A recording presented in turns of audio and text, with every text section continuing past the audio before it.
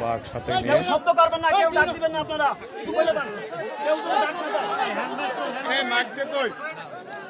কেউ শব্দ করবেন না, ও তো ভাই ভাই একদম শান্ত ভাই।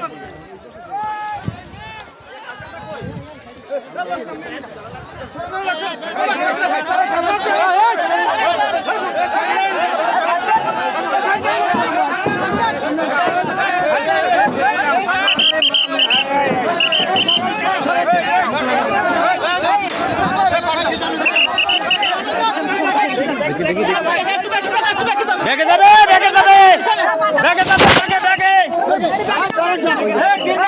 এই নামল এই নামল কিসেকে যাবে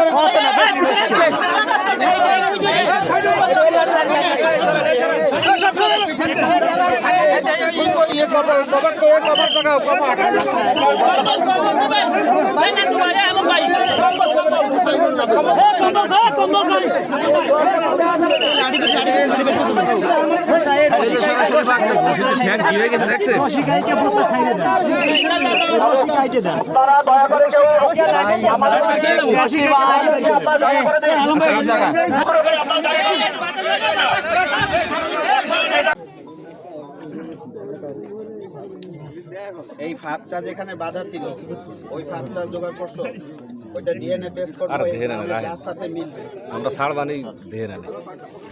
আর এই দুইজন হরিণ শিকারের আছে আমার কাছে মোবাইল, এদেরকে একদম চালান করে দিবা, এরা মোবাইল নিতে থানাতে আসবে। এগুলাই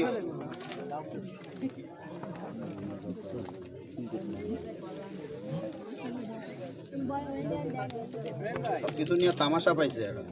আপনারা অনেক আগেতেই শুনেছেন যে আমরা গতকালকে মানে 3 তারিখ 3 জানুয়ারি 2026 আমাদের এই যে সুন্দরবনের ভিতরে একটা বাঘ ফাঁদে আটকা পড়েছে। আমরা সংবাদ পাওয়ার পরে গতকালকে এসে মানে দেখে গেছি এবং আজকে এই 4 তারিখ আজকে আমরা মোটামুটি আমাদের যে ঢাকার টিম সহ আমরা রেস্কিউ করলাম।